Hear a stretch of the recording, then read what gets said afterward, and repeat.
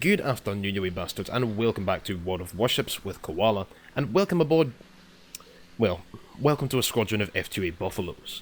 So you can thank Shadowplay for that intro. I didn't manage to get it to record the first 30 seconds of this game, and the latest update to World of Warships, which brought Russian battleships into the game, also did me the courtesy of messing up all my replay files. So first of all, I have to say sorry to the Spiffing Creeper and the other two lads who sent me in replays that I can't feature now.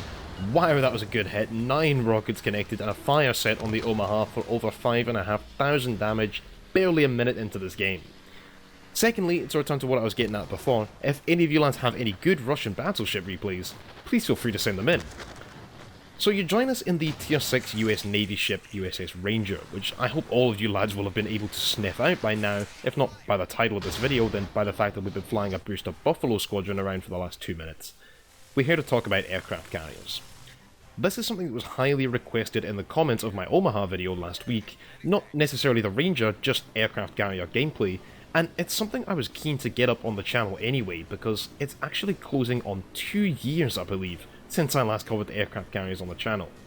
Back then, well, none of this faff existed. Actually, I can remember in one of my earliest videos on this channel, playing out the USS Langley, the Tier 4 carrier, saying, "Gee, I wish I could take more control of my aircraft squadrons." And wouldn't you know it, Wargaming actually went and reworked aircraft carriers to create just that. So while this gameplay wasn't nearly as relaxing for me as it used to be back when aircraft carrier gameplay was more of a top-down, single-player experience, similar to World of Tanks Artillery, nonetheless, you lads pause this video and off you pop to make yourself a tea or a coffee as we drop some high-explosive democracy on the Omaha, because we're going to relax and have a little look at aircraft carriers since the rework. Now, I don't have any idea how long the carrier rework has been a thing for, besides in the last few months. I could probably go and find out, but, well, I didn't.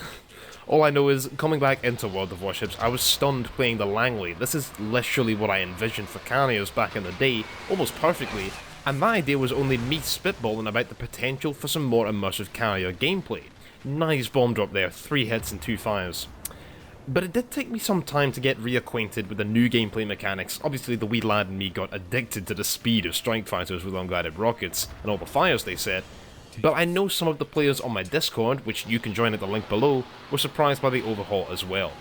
Third bombing run of the Omaha, aiming right for the superstructure, there we go, another fire, and that is well and truly a dead USS Omaha. I wonder if you saw my last video and thought, I thought you said this ship was good. To go over the basics of what's changed for everyone still unfamiliar with the new gameplay, carriers now only come in at tiers 4, 6, 8 and 10, no more tier 5s, 7s or 9s. Rocket attack aircraft like the F2A Buffalo replace your fighters, although from tier 6 onwards what you can do is drop a fighter consumable, which will spawn defensive fighters at your location in the same way that many battleships and cruisers can. And most importantly, you now control each squadron individually, which means you can only have one in the air at any one time. Your carrier will automatically repair floods or deploy its own defensive fighters when it deems necessary, which is sometimes only casually related to when it actually is necessary. But aside from that, everything basically remains the same. However, the manual aiming of your torpedo bombers, like these Martin T4Ms here, has many players calling carriers overpowered, game-breaking, or game-ruining fun pools. Admittedly, this possibly isn't the best time to make statements like that, so look away all who may be butthurt, because we just launched torpedoes against a battleship. Actually, we only managed a single torpedo hit on the Scharnhorst there, the Tier 7 premium German battleship. I very much overestimated the speed he was travelling at, and there you go, those fighters just put the heart into the remainder of my squadron, bringing us down to one 1920s torpedo bomber versus the flak of a German battleship. Godspeed, you mad bastard. Luckily, we did manage to get a torpedo off, bringing our total damage up to around 24,000 in 5 minutes, which is not bad.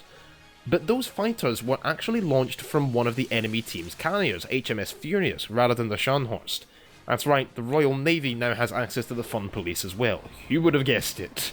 The Furious captain, the captain of HMS Furious, not the very angry Scharnhorst captain, dropped the fighter consumable as his dive bombers passed over the battleship, anticipating me torpedoing him, and that was perfect play by the Furious player. He probably halved the chances we had of flooding that Scharnhorst, which would have made him very furious indeed. I hope you're all nice and confused now. Now, obviously, there was no way the Scharnhorst could have evaded those torpedoes. I mean, we launched them from such a close range, it's actually quite embarrassing that we missed one on the first run, but unless that battleship had been manoeuvring long before we began our approach, we were going to hit him. The question was just whether or not we would cause for any flooding, which unfortunately we didn't. Prior to the CV overhaul, you couldn't manually aim torpedo runs playing tier 4 or 5 carriers, and I'm not sure about tier 6, but with carriers at that tier having something like 5 or 6 squadrons in the air at any one time, many players simply let the AI do the work for them regardless. Now, this Scharnhorst player has obviously experienced, as Jingles would say, a rush of shit to the brain, turning broadside onto all those close-range cruisers, obviously getting a little greedy trying to secure a kill, and not only would he have made my bombing run easier if I'd have been quick enough, but he opened himself up to 3 incoming torpedoes from the Shiratsu U, who was spotted when he launched them, so yeah, your guess is as good as mine. Maybe he just couldn't handle the idea of a filthy carrier player being awarded the kill, or maybe he just generally had enough of battleship life and decided that becoming a submarine was more his speed. What's actually funny is that the German battleship Scharnhorst was sunk in Norway during the Battle of the North Cape in December 1943. USS Ranger was actually in Norway in the October of 1943 for Operation Leader, which consisted of raids conducted against German shipping. So Ranger was only slightly too early for her aircraft to ever meet Scharnhorst, which was probably deployed to Norway in order to combat Operation Leader and deter further operations of this type, along with interdicting some British convoys bound for the Soviet Union. So I think we just accidentally managed to perfectly represent a real historical event, faithfully recreated by yours truly, here in World of Warships. What's even more amazing is that the Scharnhorst we failed to kill was taken out by 3 torpedoes from the Shiratsu U, just like in Norway 1943, where the German battleship Scharnhorst was destroyed by, you guessed it, 3 torpedoes. Okay, they were American torpedoes that sunk Scharnhorst in real life, not obviously Japanese ones, but I'm sure we can just ignore that bit. Now, to return to the battle at hand, there's a lone battleship hugging the map border over there, an Ismail. That is just too juicy a target to pass up, but unfortunately the Furious on the enemy team has once again anticipated that move and put up a fighter consumable right between me and him, right where I want to begin my approach. You have to actually allow the aircraft a few seconds on their approach in order to aim in. There, you can see the reticle shrink right in. Because of those fighters, I had to end up dropping my torpedoes far earlier than I had planned, and the Ismail is going to get away scot-free. In all fairness to that battleship player, he was paying far more attention than I gave him credit for, and manoeuvred hard to port in order to avoid the torpedoes, which is actually a tactic you can use if torpedo bombers are dropping as late as they possibly can in order to guarantee a hit. Turn in towards them, and the torpedoes won't have armed before reaching you, meaning that they fail to detonate or do any damage.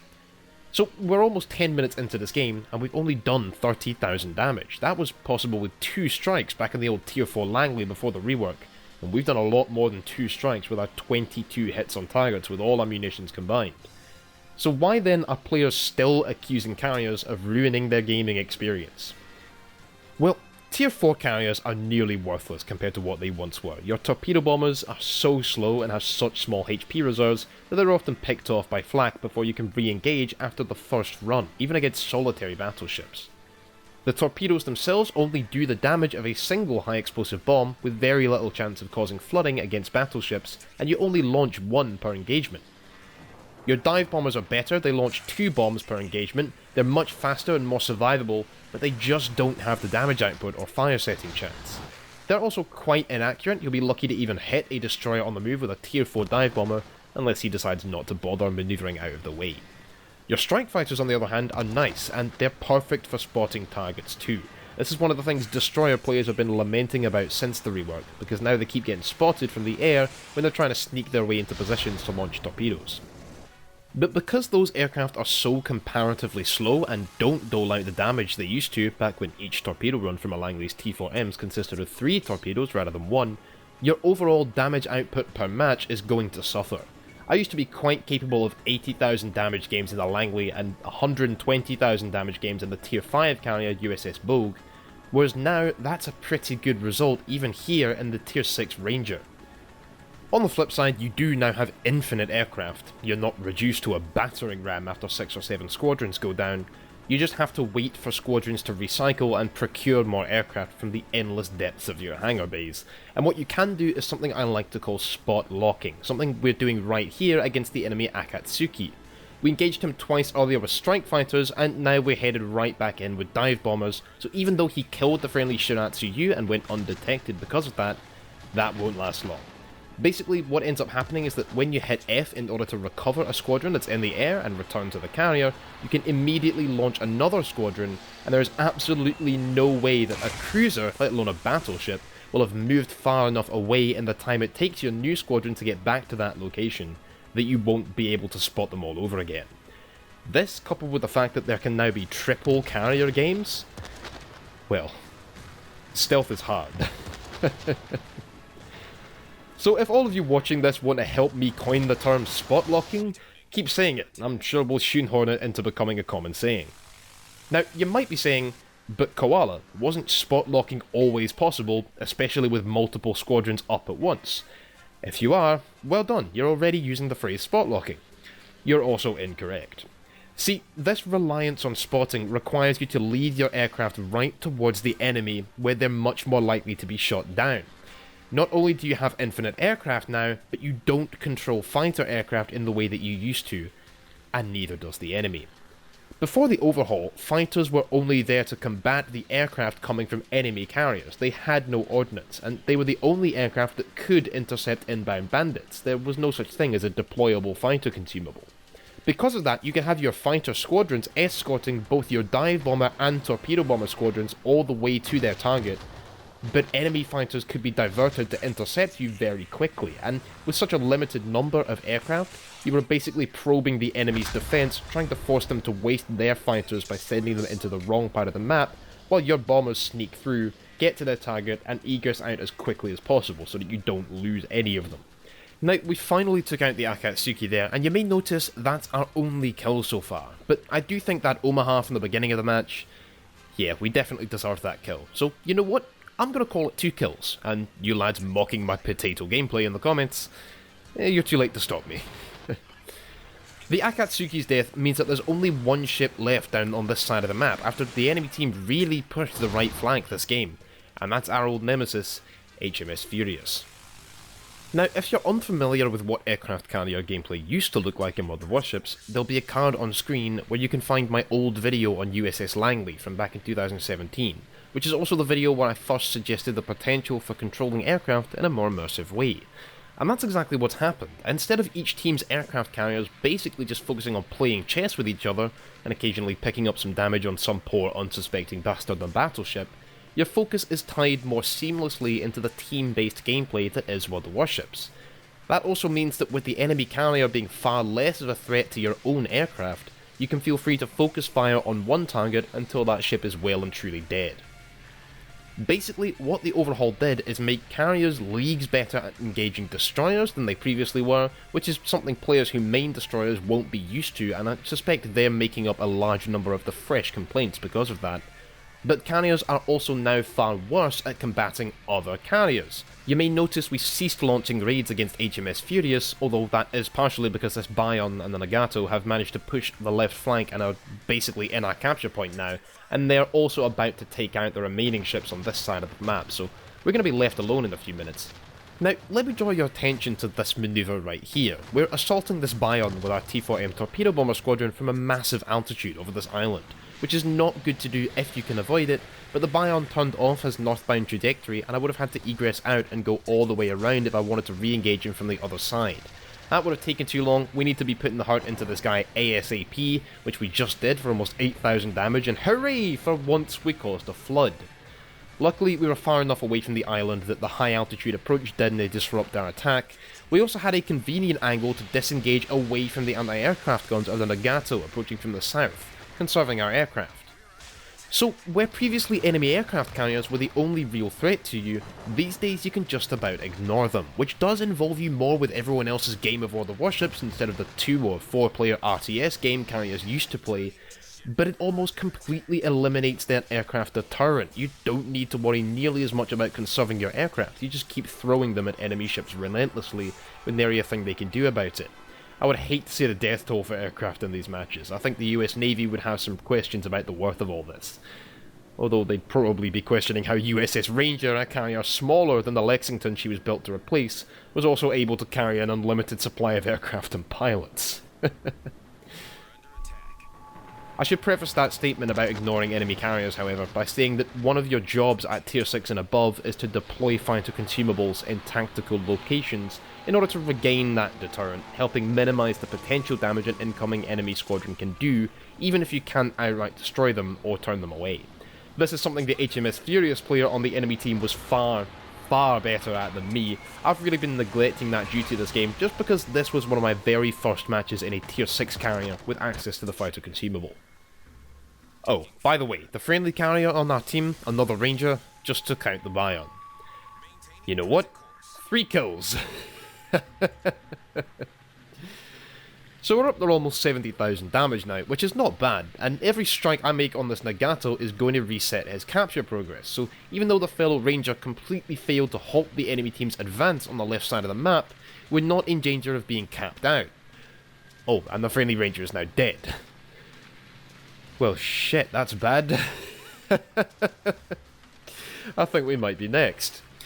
Our last actual warship on the team is a Fuso, far too far away and in the wrong location to really support me against the Nagato. I can't really blame him for that, as he was one of the primary ships on our team defending that flank from the enemy team's initial push down that side, but I think he might have pushed up a tad too far too soon. We're now going to be the ones left to fend off this Nagato, keep resetting the capture progress, but in comes the enemy team's USS Ranger, and his aircraft are going to be very bothersome to me. See, the Nagato here isn't spotting me. We're right hugging the map border as far north as we can be, obviously trying to get back to Scotland, but provided the Nagato keeps on his current course, he's not going to spot me, and I can keep launching raids against him with impunity, racking up the damage and preventing their capturing of our zone. So if I or the Fuso can sink the Nagato, well, it wouldn't quite even out the scores, but remember that Ranger coming through the middle of the map? Sink him and the Nagato in the next 2.5 minutes, and this game is ours. Unfortunately, there goes the Fuso. So things have gone from bad to worse to now basically unwinnable. There's very little chance I could sink both the Nagato and the Ranger in the next 2 minutes.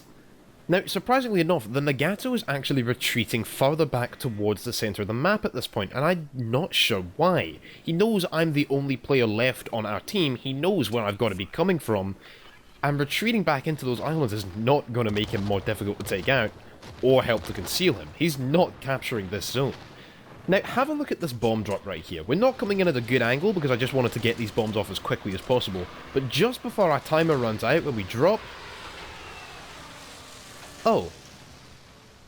You guys heard the whistling sound of bombs in the air right there, didn't you? But nothing happened. I don't know why, but our bombs turned into Magikarps. So the rest of this game is basically going to consist of me continuously launching strikes against the Nagato. Now our carrier has been spotted by dive bombers from the enemy Ranger, and our good friend the Furious is coming in too. Our being spotted also means that we're in easy range of some 16.1 inch high explosive rounds. That's right, the Nagato just opened fire. And here I was hoping that our rebel carrier base wouldn't be in range of that thing for another 2 minutes. Either way, like I said, he's not capping, but we're also not getting any more kills, just padding out our damage for this game, and hoping we don't get citadeled to death, or torpedoed by aircraft. Spoiler alert, we're going to get out of this train wreck, or should I say shipwreck, with our lives and 93,000 damage. So what do I think of the Ranger?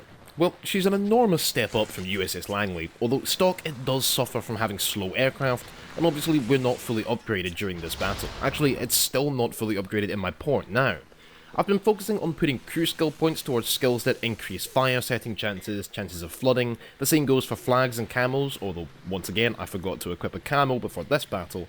But I would like that concealment expert. This ship isn't what you'd call stealthy. No aircraft carrier ever is, but it would be nice to situate the ship a wee bit closer to the battle in order to speed up the turnaround time of our squadrons without as much danger of being spotted. She can take a hit though. I think I also have the skill that spawns an additional fighter when the consumable is used. I definitely have that skill now, I'm just not certain I did during this battle. She's also not a one-trick pony either, like some of the Japanese carriers are. Rangers aircraft can really do whatever you want them to, speed around spotting targets, set fires with bombs or rockets, or decimate battleships with as many as 6 torpedo hits before returning to the carrier. Unfortunately though, 6 torpedoes generally isn't enough to sink a battleship. In fact, I did have a clip of me hitting a battleship, the New Mexico, with 6 torpedoes and still not sinking her, because we only set a single flood. The Ranger really doesn't have a high chance of causing floods, and in my opinion, you're better off going for fires when you can. As for aircraft carriers in general since the rework, I do really like the new gameplay, but I feel like old carriers had you playing a lot more conservatively.